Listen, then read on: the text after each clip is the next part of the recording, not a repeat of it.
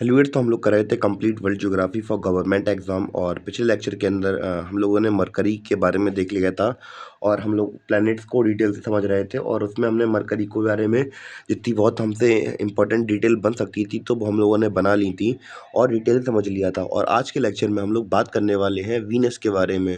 तो वीनस के बारे में सबसे इम्पोर्टेंट पहला पॉइंट क्या है सभिया, कि ये दूसरा प्लेनेट है जो कि सबसे सन के क्लोजेस्ट है। पहला कौन है? मरकरी। दूसरा कौन है? वीनस। तो दूसरा कौन है? वीनस। दूसरा कौन है? वीनस। तो भैया सेकंड क्लोजेस्ट प्लेनेट है किसके? सन के। क्लियर है इतना? और धरती के सबसे करीब है। कौन है? धरती के सबसे करीब है। तीसरा पॉइंट ये है ब्राइटेस्ट प्लेनेट है, यानी कि सबसे चमकीला ग्रह। कौन सा है सबसे चमकीला ग्रह? क्यों ग्रह चमकीला है? सन लाइट का ज़्यादा रिफ्लेक्शन होता है इसके ऊपर, तो भैया सन लाइट का ज़्यादा रिफ्लेक्शन है इसके ऊपर। और चौथा पॉइंट देखते हैं भैया, मॉर्निंग स्टार और इवनिंग स्टार भी कहते हैं इसे। तो मॉर्निंग स्टार क्यों कहते हैं? तो भैया सनराइज के समय भी दिखता है ये, और सनसेट के वक्त सबसे ज़्यादा दिखता है ये। इवनिंग स्टार इसलिए कहते हैं, मॉर्निंग स्टार इसलिए कहते हैं। और पांचवा पॉइंट ये है भैया, हॉटेस्ट प्लैनेट है। और ये इस पॉइंट के बारे में तो हमने पहले ही देख लिया, जब हम लोग प्लैनेट के बारे में जब इंट्रोडक्शन वीडियो देख रहे थे तब हमने डिस्कस भी किया था कि भैया हॉटेस्ट प्लैनेट है हमारा वीनस। और इसका टेम्परेचर कितना रहता है? अ, इसका टेम्परेचर रहता है 475 डिग्री सेंटीग्रेड। 475 डिग्री सेंटीग्रेड, ठीक है। तो दोबारा से रिवाइज कर लेते हैं, जितना कि हमने अभी तक देखा उसको समझ लेते हैं दोबारा से। तो भैया सेकंड क्लोजेस्ट प्लेनेट है किसके? सन के। सेकंड क्लोजेस्ट प्लेनेट है किसके? सन के, यानी कि सन के काफ़ी करीब है। और दूसरा ये है कि भैया अर्थ के भी बहुत करीब है। क्लोज पृथ्वी के सबसे नज़दीक यही वाला प्लेनेट है। और ब्राइटेस्ट प्लेनेट है, यानी कि सबसे चमकीला प्लेनेट है। क्यों प्लेनेट है हम लोग ये बात करें? क्योंकि सन की रिफ्लेक्शन की वजह से इसे मॉर्निंग स्टार और इवनिंग स्टार भी कहते हैं। क्योंकि मॉर्निंग स्टार इसलिए कहते हैं क्योंकि सनराइज के वक्त दिखता है, और इवनिंग स्टार इसलिए कहते हैं सनसेट के वक्त भी दिखता है। हॉटेस्ट प्लेनेट है हमारा। कितना टेम्परेचर है इसका? 475 डिग्री सेंटीग्रेड इसका टेम्परेचर है। तो इतना समझ में आया वीनस के बारे में? इतना इतने में तो कोई डाउट नहीं होने वाला, आई थिंक सो। अब भैया हम लोग अब ये समझेंगे कि भैया ये इतना गर्म है तो है, पर है तो क्यों है, ये समझते हैं। तो भैया यहाँ पे आपको ग्रीन हाउस इफेक्ट याद होगा कि भैया जहाँ पे CO2 प्रेजेंट रहती है सबसे ज़्यादा, तो वहाँ पे क्या होती है भैया, हीट को अंदर तो आने देती है पर ट्रैप कर लेती है। तो भैया यहाँ पे जब हीट, कार्बन डाइऑक्साइड हमारी 96% है, तो भैया हीट जाएगी कहाँ पे? भैया उसी में ट्रैप हो जाएगी। तो इस वजह से यहाँ पे जो वीनस है वहाँ पे सबसे ज़्यादा गर्मी होती है, और यहाँ पे गर्मी हो तो होती ही होती है। टेम्परेचर कितना हो जाता है? 475 डिग्री सेंटीग्रेड। इतना हाई टेम्परेचर है यहाँ पे भैया, आप जाए तो हड्डी भी ना बचे आपकी। तो ये समझ में आया या नहीं आया? तो उम्मीद है कि आपको इतना बहुत तो दिमाग में बैठ गया होगा कि हाँ, कि यहाँ का टेम्परेचर ज़्यादा क्यों होता है। क्यों? क्योंकि भैया कार्बन डाइऑक्साइड 96% एटमॉस्फेयर के अंदर प्रेजेंट है यहाँ पे। और इसके बारे में क्या पॉइंट बन सकते हैं? तो भैया और पॉइंट हमारा ये लिखा पॉइंट यहाँ पे अलग साइड में। तो भैया धरती जो हमारी अर्थ है उसकी ट्विन सिस्टर भी कहते हैं इसे। अब ट्विन सिस्टर क्यों कहते हैं इसे? क्योंकि भैया इसका जो वेट है, वॉल्यूम है, डेंसिटी है, वो लगभग पृथ्वी के बराबर है। कैसा है? वॉल्यूम, वेट, डेंसिटी लगभग धरती के बराबर ही है, इसलिए इसे ट्विन सिस्टर ऑफ अर्थ कह देते हैं। क्या कह देते हैं? ट्विन सिस्टर ऑफ अर्थ कह देते हैं। और इम्पोर्टेंट बात ये भी है कि भैया यहाँ पे सल्फ्यूरिक एसिड के बादल बनते हैं। यहाँ पे हमें सल्फ्यूरिक एसिड के बादल देखने को मिलते हैं। क्या मिलते हैं? सल्फ्यूरिक एसिड के बादल देखने को मिलते हैं यहाँ पे। क्या देखने को मिलते हैं? सल्फ्यूरिक एसिड के बादल देखने को मिलते हैं यहाँ पे। क्लियर है इतना? और क्लॉकवाइज रोटेशन करता है अपनी एक्सिस पर।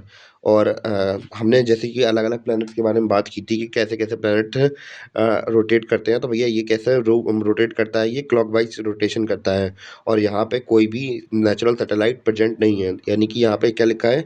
No satellites. तो भैया जितना हमने पढ़ लिया दोबारा से रिवाइज कर लेते हैं, तो जिससे कि आपको याद हो जाए। तो भैया दोबारा से पढ़ लेते हैं पूरे को।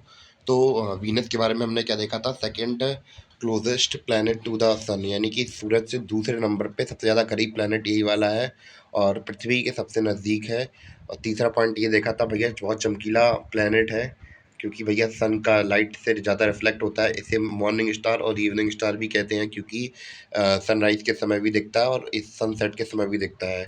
हॉटेस्ट प्लेनेट है ये क्यों? क्योंकि भैया 475 डिग्री सेंटीग्रेड इसका टेम्परेचर हो जाता है। और गर्म क्यों होता है? कार्बन डाइऑक्साइड की वजह से, क्योंकि वो हीट को ट्रैप कर लेती है। और यहाँ पे हमने देखा कार्बन डाइऑक्साइड 96% यहाँ पे प्रेजेंट है। और अगला पॉइंट हमने देखा था कि भैया ट्विन सिस्टर ऑफ अर्थ है, यानी कि इसे ट्विन सिस्टर कहते हैं धरती की। क्यों? क्योंकि भैया इसका वेट, वॉल्यूम और डेंसिटी लगभग पृथ्वी के बराबर है। और अगला पॉइंट हमने देखा था सल्फ्यूरिक एसिड के क्लाउड्स बनते हैं यहाँ पे। और अगला पॉइंट देखा था क्लॉकवाइज रोटेशन करता है और अपनी एक्सिस पर। और यहाँ पे कोई भी सैटेलाइट प्रेजेंट नहीं है। तो इसी के साथ जो हमारा वीनस था अब वो होता है कंप्लीट। वीनस के बाद हम लोग बात करेंगे अब धरती के बारे में, यानी कि हमारी अर्थ के बारे में। अब हम लोग बात करेंगे धरती के बारे में, अपने ग्रह के बारे में, अपने घर के बारे में। तो भैया थर्ड क्लोजेस्ट प्लेनेट है सन से। पहला हमने देखा मार्स, दूसरा देखा वीनस, तीसरा कौन सा है? हमारी धरती, यानी कि ये सन के तीसरे नंबर पे करीब है ये, ठीक है। और क्या फैक्ट है इसके बारे में? तो भैया ऐसे नीला प्लेनेट कहते हैं, यानी कि नीला प्लेनेट क्यों कहते हैं? तो भैया क्यों? क्योंकि भैया 71% लैंड पर केवल और केवल पानी बहता है। तो पानी बहता है तो भैया अब नीला तो फिर हो गई, पानी का रंग ही नीला। और आपके घर में अगर सफ़ेद होता है तो भैया बता दीजिए। मजाक कर रहा था, सॉरी। हाँ, तो दो दो पॉइंट क्लियर हो गया। पहला पॉइंट क्लियर हो गया, दूसरा पॉइंट क्लियर हो गया। तीसरा पॉइंट हमारे पास क्या है? अर्थ दुनिया में हम लोग बात करें अपने सोलर सिस्टम के अंदर पांचवा लार्जेस्ट प्लेनेट है। किसके बाद? जुपिटर पहले नंबर पे है, सैटर्न दूसरे नंबर पे है, यूरेनस तीसरे नंबर पे है, और नेपट्यून चौथे नंबर पे है, और पांचवें नंबर पे हमारा अर्थ। क्लियर? और हमारे सोलर सिस्टम पे एकमात्र ऐसा प्लेनेट है जिस पर क्या है, लाइफ एग्जिस्ट करती है। क्या करती है? लाइफ एग्जिस्ट करती है। क्लियर है इतना? उम्मीद है समझ में आ गया होगा। पृथ्वी अपनी एक्सिस पर 23.5 डिग्री झुकी हुई है। कैसी है? झुकी हुई है, झुकी हुई है यानी कि मुड़ी हुई है, थोड़ी टेढ़ी सी है। ठीक है, क्लियर? सन का चक्कर कितने दिनों में लगाती है? सन के पूरा चक्कर रेवोल्यूशन कब कितने दिन में कंप्लीट कर लेती है? 365 दिन 5 घंटे 42 मिनट में एक अपनी परिक्रमा पूरी करती है। कितने दिनों में? 365 दिन 5 घंटे 42 मिनट में पूरा परिक्रमा का चक्कर लग जाता है। रोटेशन यानी कि अपनी धुरी पर कितनी घूमती है, यानी कि एक दिन का चक्कर कितने दिन में लगता है? 23 घंटे 23 घंटे 56 मिनट। कितने? 23 घंटे 56 मिनट। और कैसी डायरेक्शन में घूमती है? एंटी क्लॉक वाइज घूमती है। कैसी घूमती है? एंटी क्लॉक वाइज घूमती है। और इसकी अगर नेचुरल सैटेलाइट की बात की जाए, प्राकृतिक सैटेलाइट की बात की जाए, तो भैया हमारे एक ही मामा है, चंदा मामा है। इनके सिवा कोई नहीं है हमारे पास। बाकी पास बहुत सारे मामा मामा है, पर हमारे पास एक ही मामा है जिनका नाम है चंदा मामा। क्लियर? यानी कि मून हमारे पास एक ही हमारी सैटेलाइट है। ठीक है, क्लियर? अब भैया मंगल ग्रह के बारे में थोड़ा बहुत देख लेते हैं। धरती के बारे में तो देख लिया बहुत कुछ। अब बारी है हमारे पड़ोसी दे अपने पड़ोसी ग्रह के बारे में, मंगल ग्रह के बारे में। तो भैया fourth closest planet to the sun, यानी कि चौथे नंबर पे है, जो कि सूरज के करीब है। तो उम्मीद है कि समझ में आया हो भैया। और इसके बारे में क्या इंपॉर्टेंट बात है भैया? रेड प्लेनेट है। कैसा प्लेनेट है? रेड प्लेनेट है। अब लाल ग्रह क्यों है, हम लोग ये समझते हैं। तो भैया यहाँ पे due to the presence of iron oxide. तो भैया आयरन ऑक्साइड की वजह से इसकी मिट्टी का रंग कैसा हो जाता है? लाल हो जाता है। कैसा हो जाता है? लाल हो जाता है। और इकलौता मात्र प्लेनेट है जिसमें कि पानी होने की उपस्थिति है, यानी कि ऐसे चांसेस हैं कि भैया, पॉसिबिलिटीज हैं कि भैया कि यहाँ पे पानी हो।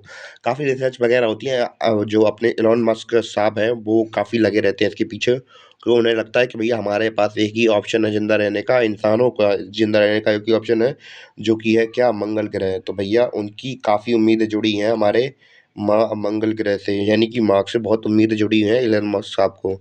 तो भैया काफ़ी पैसा इन्वेस्ट करते रहते हैं इसके ऊपर। और एटमॉस्फेयर की बात किया है तो भैया वायुमंडल कैसे कैसे कैसे कैसे से बना हुआ है? तो भैया यहाँ पे कार्बन डाइऑक्साइड, नाइट्रोजन, आर्गन, तो भैया ऐसी गैसेस देखने को मिलती हैं।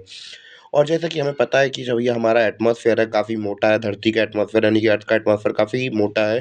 पर अगर यहाँ की बात करें तो भैया यहाँ का जो एटमॉस्फेयर है वो इतना ज़्यादा मोटा नहीं है, यानी कि थोड़ा कैसा है? पतला एटमॉस्फेयर है। कैसा है यहाँ का? पतला एटमॉस्फेयर है। और यहाँ पे नेचुरल सैटेलाइट की बात करें तो भैया सैटेलाइट यहाँ पे दो हैं। कौन कौन सी? फोबोस और डीमोस। और डीमोस सबसे छोटी सैटेलाइट है जो कि 15 किलोमीटर की है पूरी।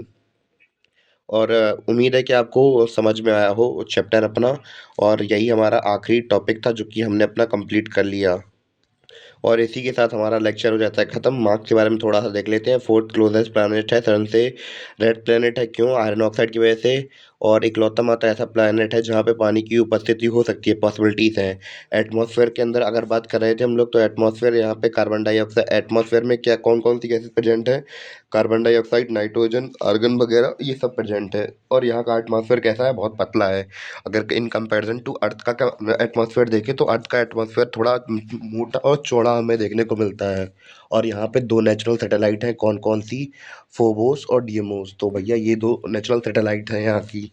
और इसी के साथ हमारा लेक्चर होता है अब ख़त्म, और मिलते हैं अपने अगले वीडियो में। तब तक के लिए धन्यवाद। और हाँ, एक अनाउंसमेंट करनी थी भैया, जिससे भी अगर इंडियन ज्योग्राफी का कोर्स या फिर हिस्ट्री का कोर्स देखना हो, तो भैया चैनल की प्लेलिस्ट में डाला है, तो जाइए और विज़िट कर लीजिए, अपना कोर्स की तैयारी पूरा पूरा पढ़ लीजिए अपना। मिलते हैं अपने अगले वीडियो में, तब तक के लिए बाय।